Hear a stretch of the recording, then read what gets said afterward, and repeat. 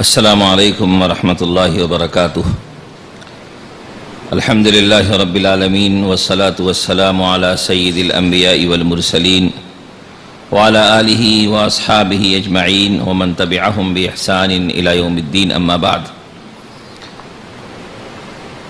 محترم حضرات، آج کے اس پروگرام میں میرا جو عنوان ہے وہ ہے پیام انسانیت اور اسلامی شریعت۔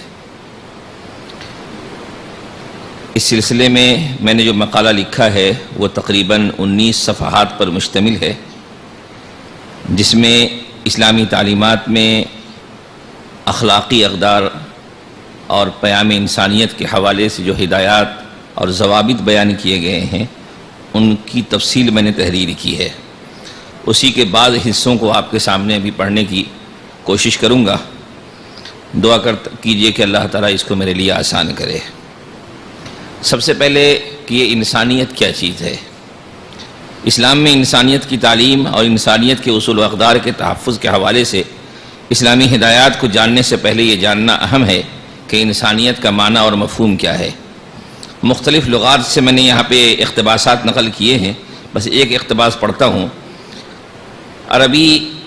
دراصل یہ لفظ عربی لفظ ہے، اور معجم اللغۃ العربیہ المعاصرہ میں انسانیت کی تعریف کرتے ہوئے لکھتے ہیں: مجموع خصائص الجنس البشری التي تميزه عن غيره من الانواع القريبه ضد البهيميه او الحيوانيه والانسانيه اهدار قيمه الانسان وحقوقه والايمان بالعنصريه والقسوه في معامله الاخرين۔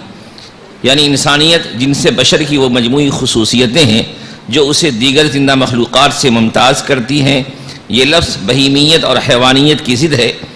انسانی اقدار و حقوق کو ضائع کرنا، نسل پرستی پر یقین رکھنا اور دوسروں کے معاملے میں سخت دلی کا مظاہرہ کرنا، یہ انسانیت کے مغائر ہے۔ اس سے یہ بات واضح ہوتی ہے کہ انسان کا اچھی عادات اور انسان کے امتیازی اوصاف جیسے شعور و آگہی، حق شناسی، ہمدردی، غمخواری، ایثار و قربانی، خیر خواہی، نرمی، صلہ رحمی، راست گوئی، امانت داری، حلال خوری، حیا و عفت، پاک دامنی اور خوش خلقی وغیرہ سے آراستہ ہونا اور تمام بری صفات و عادات سے پاک ہونا انسانیت ہے۔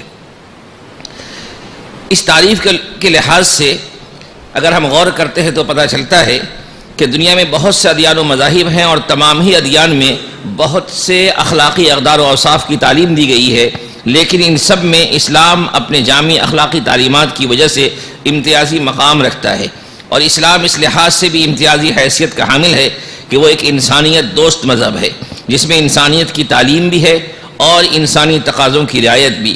اس لیے یہ بات بجا طور پر کہی جا سکتی ہے کہ اسلام رب واحد کی طرف سے عطا کردہ وہ دستور حیات ہے جس کے بغیر کوئی انسان کامل نہیں ہو سکتا، اور کامل انسانیت کے بغیر کوئی شخص اس مذہب کا سچا متبع اور رب کی کامل اطاعت کرنے والا قرار نہیں دیا جا سکتا۔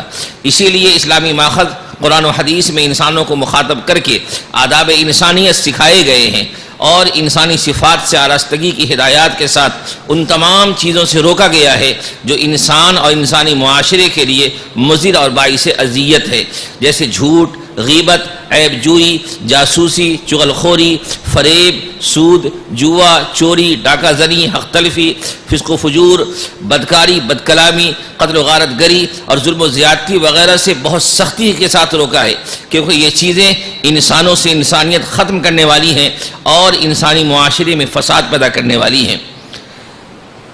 اسلام کی تعلیمات اسی طریقے سے پیغمبر اسلام حضرت محمد مصطفیٰ صلی اللہ علیہ وسلم کی زندگی کو دیکھیے تو آپ کی زندگی کا ایک ایک صفحہ اور آپ کی زندگی کا ایک ایک لمحہ یہ بتاتا ہے کہ آپ صلی اللہ علیہ وسلم سراپا انسانیت نواز تھے، آپ معلم انسانیت تھے۔ اسی لیے آپ نے اپنے اعمال کے ذریعے، اپنے اخلاق کے ذریعے، اپنے اطوار کے ذریعے اور اپنی تعلیمات کے ذریعے ایسے انسانیت کے آداب سکھائے ہیں اور ایسے انسانیت کے آداب کی مثالیں پیش کی ہیں کہ تاریخ میں ویسی مثالیں نہیں ملتی ہیں۔ چنانچہ آپ کا تعلق آپ کے اصحاب کے ساتھ دیکھ لیجئے، اسی طریقے سے آپ کا تعلق دشمنوں کے ساتھ دیکھ لیجئے، آپ کا تعلق جانوروں کے ساتھ دیکھ لیجئے، آپ کا تعلق اپنوں اور بیگانوں کے ساتھ دیکھ لیجئے، جس پہلو سے بھی آپ دیکھیں گے آپ کو یہ کہنا پڑے گا، اور دشمنوں نے بھی یہ کہا اور وہ کہنے پر مجبور ہوئے کہ واقعی یہ وہ نبی ہیں جو انسانیت نواز ہیں، یہ وہ نبی ہیں جو معلم انسانیت ہے۔ اور اس سلسلے میں میں نے مختلف واقعات کے ذریعے استشہاد کیا ہے اور ثابت کیا ہے کہ ہمارے نبی حضرت محمد مصطفیٰ صلی اللہ علیہ وسلم سراپا معلم انسانیت اور انسانیت نواز تھے، جن کی زندگی کا ہر پہلو ہمیں انسانیت کا پیغام دیتا ہے اور انسانیت کا درس دیتا ہے۔ اس سلسلے میں تمام دیگر تفصیلات کو چھوڑتے ہوئے میں نے ایک جائزہ لیا ہے کہ انسانی حقوق انسانی کا عالمی منشور اور اسلام، حقوق انسانی کا عالمی منشور کیا ہے اور اس سلسلے میں اسلامی تعلیمات کیا ہیں۔ انسانی حقوق کے تحفظ کو بڑی اہمیت حاصل ہے اور انسانیت کی بقا اور فروغ کے لیے حقوق کا تحفظ ضروری ہے۔ اس لیے ہمیشہ حقوق کے تحفظ کے عنوان سے مختلف کوششیں ہوتی رہیں، تحریکیں چلتی رہیں، تنظیمیں قائم کی جاتی رہیں۔ اسلام کا یہ کمال ہے کہ موجودہ زمانے میں مشہور اقوام متحدہ کے حقوق انسانی کے عالمی منشور سے کہیں زیادہ جامعیت کے ساتھ اسلام میں انسانی حقوق کی تعلیم دی گئی ہے، اور رسول اللہ صلی اللہ علیہ وسلم نے مختلف مواقع پر حقوق انسانی کی تعلیم دینے کے ساتھ ساتھ حجۃ الوداع میں سارے انسانوں کو مخاطب کر کے جو خطبہ دیا وہ اقوام متحدہ کے حقوق انسانی کے عالمی منشور سے کہیں زیادہ جامع، منفرد، ہماگیر اور جامع ہے۔ انسانی حقوق کا عالمی منشور جن اہم بنیادی نکات پر استوار ہے وہ حسب ذیل ہے۔ نمبر 1، زندگی کا حق۔ انسانی جان بہت اہم اور بیش قیمت ہے، چنانچہ اسے تحفظ دینے کے لیے ہر ممکن اقدامات کرنا ضروری ہے۔ اسلام مذہب، نسل اور جنس سے ماورا ہو کر تمام انسانوں کو زندہ رہنے کا حق عطا کرتا ہے، اور اس بات کی اجازت نہیں دیتا کہ کوئی انسان کسی دوسرے انسان کی جان کو یا خود اپنی جان کو ضائع کرے یا کوئی ایسا کام کرے جس سے انسانی زندگی کو خطرہ لاحق ہوتا ہو۔ نمبر 2، عزت و آبرو کے تحفظ کا حق۔ اسلام میں انسانی عزت و آبرو کے تحفظ پر بہت زور دیا گیا ہے اور ہر اس کام سے انسانوں کو منع کیا گیا ہے جس سے کسی انسان کی عزت و آبرو مجروح ہوتی ہے۔ اسی طریقے سے ان کاموں کی بھی اجازت نہیں ہے جس سے خود اس انسان کی عزت و وقار کو نقصان پہنچتا ہے۔ اسی طرح اسلام میں انسانی پرائیویسی کی بھی بڑی اہمیت ہے، اسی لیے غیبت، چغل خوری، جاسوسی، کسی کے گھر میں تاک جھانک سے سختی سے منع کیا گیا، اور کسی کا خط اس کی اجازت کے بغیر پڑھنے پر سخت وعید بیان کی گئی۔ رسول اللہ صلی اللہ علیہ وسلم کا ارشاد ہے، جس نے کسی کا خط اس کی اجازت کے بغیر دیکھا تو گویا اس نے جہنم میں دیکھا۔ نمبر 3، آزادی کا حق۔ ہر انسان فطری طور پر آزاد پیدا ہوا ہے۔ ہر فرد یہ پیدائشی حق رکھتا ہے کہ وہ آزادی کے تمام اقسام یعنی جسمانی، ثقافتی، معاشی اور سیاسی آزادیوں سے فائدہ اٹھائے۔ اسی زمرے میں آزادی رائے اور آزادی نقل و حرکت اور آزادی مذہب کے حقوق بھی شامل ہیں۔ اسلامی تعلیمات میں ہمہ پہلو انسانی آزادی کا حق بڑی اہمیت کا حامل ہے، اور اسلام انسانوں کے اس حق کا تحفظ کرتا ہے، اور اسی حق کی حفاظت کی مختلف نو کوششوں میں سے ایک اہم کوشش یہ تھی کہ اسلام نے انسانوں کو طوق غلامیت سے آزاد کرانے کے لیے غلاموں کو آزاد کرنے کی ترغیب دی، اس کو رضائے الہی کا ذریعہ بتایا، اور مختلف غلطیوں کی تلافی میں غلام اور بانی کی آزادی کو کفارہ مقرر کیا۔ وہ اسلام انسانوں کی غلامی کیسے برداشت کر سکتا ہے جسے جانوروں کا ظالمانہ قید بھی گوارا نہیں۔ نمبر 4، تشدد سے تحفظ کا حق۔ کسی انسان پر جسمانی و ذہنی تشدد نہیں کیا جائے گا، اور نہ ہی اسے بے عزت کیا جائے اور نہ دھمکایا جائے گا۔ کسی سے زبردستی اخبار جرم نہیں کرایا جا سکتا۔ قرآن و حدیث اور فقہ اسلامی میں تشدد کی روک تھام کے حوالے سے جو واضح ہدایات موجود ہیں، جن کا خلاصہ یہی ہے کہ اسلام ہر قسم کے تشدد کے خلاف ہے، اور بطور مزاح بھی کسی معمولی دہشت و گھبراہٹ میں مبتلا کرنے سے منع کیا گیا ہے۔ نمبر 5، جائیداد رکھنے کا حق۔ اسلام کسی تمیز کے بغیر تمام انسانوں کو جائیداد خریدنے کا حق دیتا ہے، اور جائیداد کے حق اور انسانی ملکیت کو تحفظ فراہم کرتا ہے۔ اسی لیے اسلام کی نظر میں یہ سخت گناہ ہے کہ کوئی کسی کی جائیداد اور ملکیت میں اس کی مرضی کے خلاف کوئی تصرف کرے یا اس سے استفادہ کرے۔ حتیٰ کہ اسلامی مملکت میں بھی حکومت بھی بے وجہ کسی انسان کی جائیداد ضبط نہیں کر سکتی، اور مفاد عامہ یا کسی مصلحت انسانیہ کی خاطر حکومت کسی کی جائیداد لیتی ہے تو اس کے ذمہ یہ لازم ہوتا ہے کہ وہ معقول معاوضہ ادا کرے۔ نمبر 6، معاشرتی تحفظ، سوشل سیکورٹی کا حق۔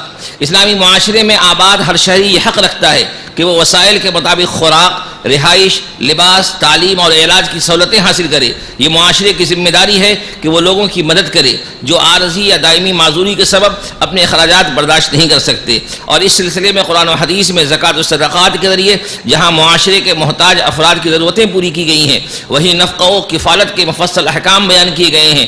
ان احکام میں اصل مقصود انسان کے مالی مشکلات سے پیش آنے والے مسائل کو حل کرنا ہے اور ضروریات کی تکمیل کرنی ہے۔